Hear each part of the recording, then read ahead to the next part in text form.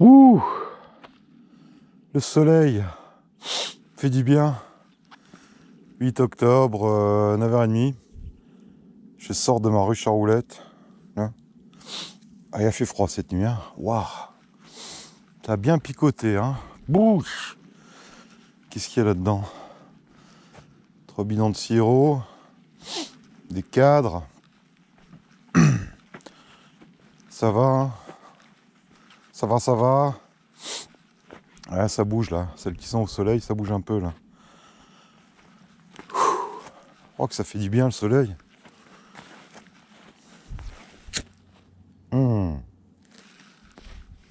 Petite cigarette du matin.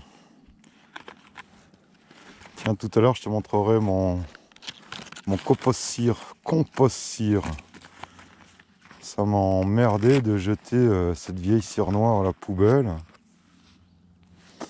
Parce que bien évidemment, c'est pas de la cire qu'on rebalance dans le circuit pour faire des cadres. Hein, ça. Enfin, pas moi en tout cas. On donne aux ciriers que la cire d'opercule. Donc ça me faisait chier de jeter ça à la poubelle.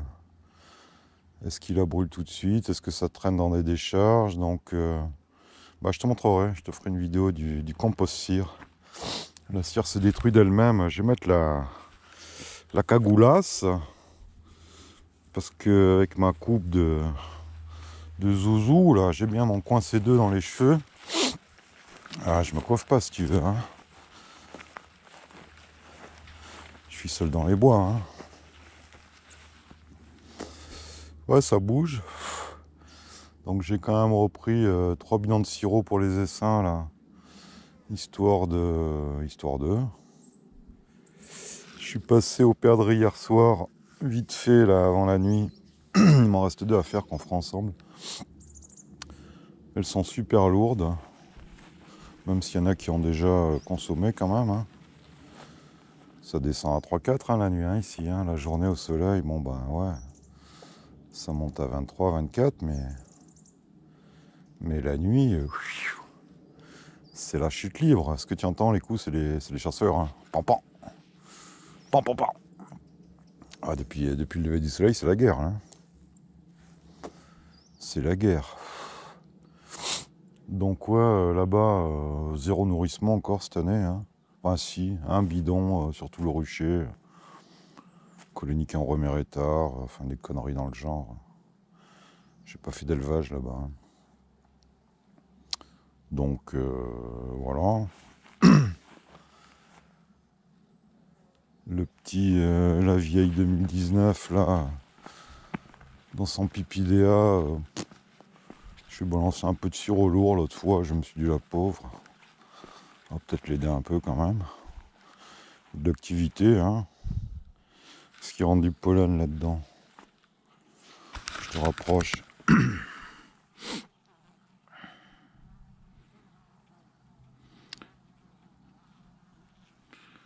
Ouais, on a quand même des jeunes abeilles. Bon, bah écoute. On verra, hein. On verra. Au perdrix, pour te finir les perdrix, j'ai refait encore un autre dégoûtement d'oxalique. J'en ai fait 3. J'en suis au 4e de cette année. J'en fais un en sortie d'hiver. Ça m'arrive d'en faire un aussi avant de mettre les hausses. Mais pas toujours. Et là, j'en ai fait fin août, fin septembre. Et mi-octobre, là, le 8, enfin début octobre. Enfin, en général, j'ai espacé de 25 jours, hein, selon les... J'ai pas tout fait d'un coup, mais enfin, t'as compris le truc. Tous les 25 jours, voilà, une fois par mois, je fais un oxalique. Ah, j'ai hâte vachement bien coiffé, j'ai pas de miroir, mais... Il me tire dessus, salaud. Saligo. La Waré, j'ai gratté les 2 rênes et j'ai fait une pile. Histoire que les cadres soient pas bouffés par la fastaigne. Ça bouge bien, hein. Dès qu'on a un peu d'eau, nous, ça reverdit, hein. On a des petites floraisons. Toute cette eau là, c'est bien pour le romarin. Romarin, c'est compliqué. Hein. Faire du miel de romarin, c'est compliqué. Hein. Il faut vraiment qu'il pleuve tout l'hiver, qu'il y ait un hiver froid pour pas qu'il fleurisse, que ça explose au printemps, qu'on ait des belles journées pour que ça butine. La dernière fois, je sais pas quand est-ce qu'on en a fait du romarin. Hein, Titou, c'était quand là?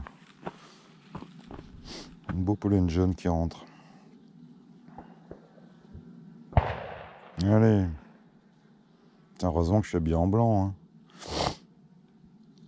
Je me verrais pas sur ce rocher avec une combi verte si tu veux. Hein.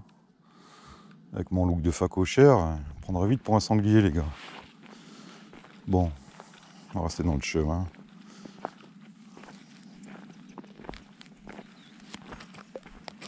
Ah, c'est giboyeux ici. Hein. T'as de tout. Hein. Du lièvre, du sanglier, même des cerfs, des petites biches. C'est bon la vie. Ami vegan. Je mange très peu de viande, hein, je te rassure. Pas beaucoup d'industriels non plus. Enfin, si ça t'inquiétait, pour ceux que ça inquiétait. Hein. Vous avez vu là, du côté de chez Titou, là, ils ont fait les premières observations de Vespa orientalis. C'est un frelon, hein, frelon originaire d'Asie, si je dis pas de conneries. Qui gagne du terrain avec le réchauffement climatique certainement. Puis il y a eu des observations de fait là par des entomos sur le lierre. Hein. Bon, il doit y avoir une colonie ou deux qui traînent dans le coin. Hein. On va pas commencer à s'alarmer, s'inquiéter. Frelon, c'est pas ce qui manque. Hein. C'est pas ce qui manque. Hein. Donc déjà, on va observer, hein, savoir s'il s'installe. Hein. C'est pas dit qu'il s'installe. Hein. Et ensuite, est-ce qu'il a un vrai impact sur les colonies d'abeilles? Comme son copain Vespa velutina, putain, elle a bloc la ruchette là. Hein. Ça, c'est vraiment des trucs. J'aurais presque pu les passer en ruche. C'est sur 5 cadres. Full. Thierry qui voulait voir sa ruche. Elle est là ta ruche, Coco. Elle est là, Coco, ta ruche. Et ouais, je l'ai pas amené encore aux perdrix. Hein. J'ai rien bougé là. J'attends qu'il n'y ait plus de frelons asiatiques dans le 06 pour ramener un peu les colonies. Hein, parce que là, c'est la surpopulation carcérale. Ça me plaît pas d'avoir tant de colonies au même endroit comme ça. Là. Au niveau des ressources, s'il y a bouffé pour 15, il n'y a pas bouffé pour 50 ou 60. Hein, pas rêver. Hein. Enfin bon, ici, on est dans un lieu un peu préservé. Le parc Verdant, t'as vu ce qu'il a plu? Regarde, ça fait des vagues de... Ah, ça a dû bien tomber. On ira voir le pluviomètre. Pour te finir, ouais, le Vespa orientalis, là. Est-ce qu'il a les ailes détachées comme Nigrothorax? Est-ce que il va s'installer? Est-ce qu'il va avoir une grosse prédation? Je sais pas, hein, Voilà, pour l'instant ça intéresse les entomologistes qui vont tous se ruer à Marseille pour en capturer. Alors ce qui est un peu chiant par contre, c'est qu'il a à peu près la même taille que le crabreau. Ça va être chiant parce que si en piège sélectif avec les trucs type Jabprod par exemple, pour pas le citer, ou d'autres pièges sélectifs qui se font sur la taille, ça va un peu nous chier dans les pompes là si tu veux. On pourra pas piéger l'orientalis parce qu'il fait la même taille que le crabreau, hein, on le sait. Hein. Le crabreau c'est notre frelon endémique, bon. On n'est pas là pour le dézinguer. Hein. Même s'il nous a bien fait chier sur le rocher col de Nice. Hein. Ah. Ah, Alex. Ah, il s'est bien amusé, Alex. Là. Il nous a sauvé le rocher. Hein. Merci, Alex. Merci le filet à papillon. Et puis voilà, hein, depuis la nuit des temps, de toute façon, les frelons, C'est les prédateurs d'abeilles, ils bouffent des abeilles depuis la nuit des temps. Hein. On a des variétés qui sont beaucoup plus chiantes que le crabreau. Notre frelon européen, c'est le frelon asiatique. Hein. Il fait du surplace et il n'y a pas du tout le même impact sur les colonies. Donc on verra, hein, ce frelon orientalis, ce qu'il en est. S'il nous emmerde ou pas. On travaille vraiment tout ici. C'est chiant ce plastique là. Vraiment. Donc qu'est-ce que je vais faire? Bah je vais pas faire de sondage parce que j'ai trop de colonies. Hein. C'est du systématique, on le fera demain au rucher-école. Hein. Il n'y a que 10 ou 12 colonies, donc plaque de fond, graisse à traire. Et puis on verra ce qui reste comme varroa à peu près dans les colonies. Hein. Sachant qu'on ne doit pas être encore en fin de traitement. Donc il faudra faire un point une dizaine de jours après le traitement. Là, c'est juste pour montrer comment on fait, quoi. En même temps, c'est pas dur. Hein. Tu prends une plaque de fond, tu la graisses à quelque chose de non alimentaire et tu la fous dessous et t'attends. Il t'en faut un demi par jour. Hein. Donc tu laisses 7 jours, il t'en faut 3. Voilà. Si t'es blindé de varroa encore, ça dépend de ce que tu as fait comme traitement. Hein. Si tu as fait de l'oxalique, repais un coup. Si tu as posé des bandelettes, vire-les.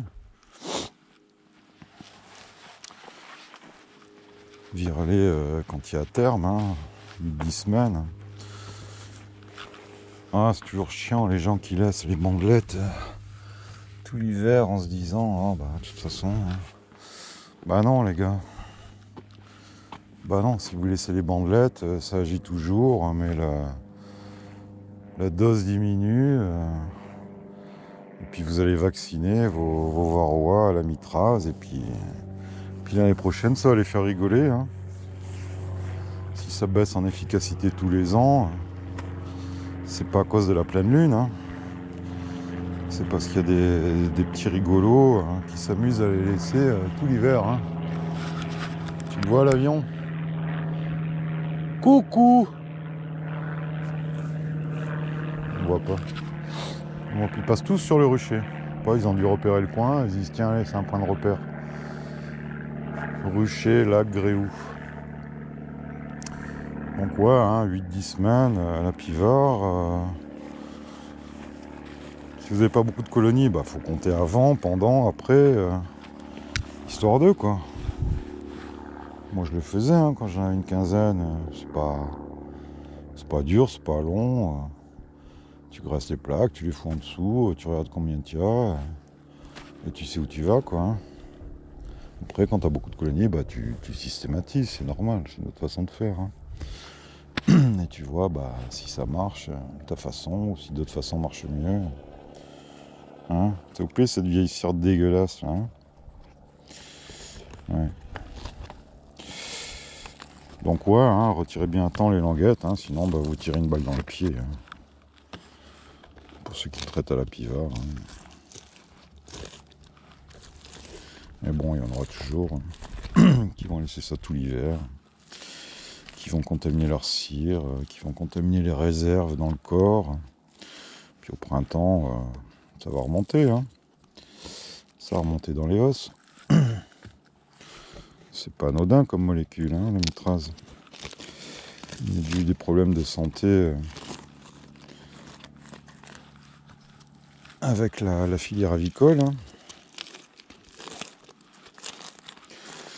Donc je sais pas si vous attendez qu'il y ait des analyses de fait sur les miels, des recherches toxicologiques et que ce soit le grand déballage. Allez-y. Hein. Allez-y. Là aussi, faut être un peu soudé, solidaire. Hein. Tu vois, j'enlève tout à la main, je fous ça dans mon compost cire. Toute cette vieille cire dégueulasse.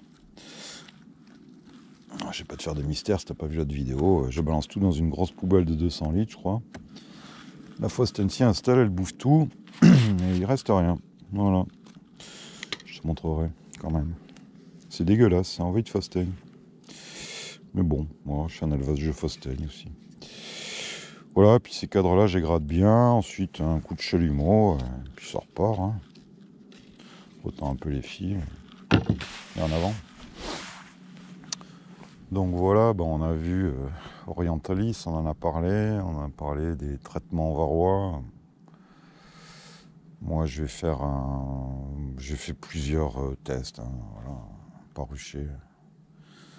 Donc, moi, j'ai choisi de traiter sur un cycle des naissances, un petit mois, des abeilles. Il y en a qui ont fait sur 7 jours un cycle naissance du varroa. Bon, pourquoi pas. Tous les 7 jours, pourquoi pas, 3 fois. On verra. On verra. Est-ce que je vais faire un traitement hivernal? Ça, j'ai toujours un peu de mal à le faire. Hein, ça. Je vais me déchirer encore les trucs là-dessus, non? Ça me gonfle toujours un peu de les ouvrir en décembre, début janvier, quand il fait froid, pour faire un dégoûtement, mais bon. Là, j'en ai fait un, 8-9 octobre, novembre, décembre, janvier. Plus de 3 mois à l'oxalique, c'est tendu quand même. Hein. Est-ce que j'ai baissé suffisamment la charge avec ces 3 passages là, un mois d'intervalle, août, septembre, octobre, pour me permettre de ne pas en faire? L'an dernier, j'avais pas fait ça. Hein.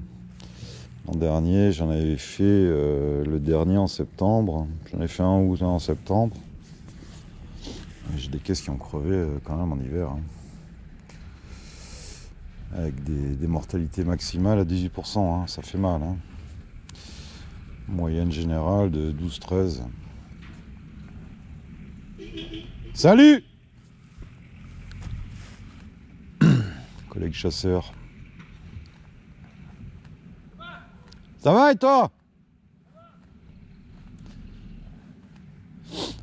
Alors si tout va bien, ça va. Ouais, il devait reprendre l'apiculture là, mais il était malade le pauvre.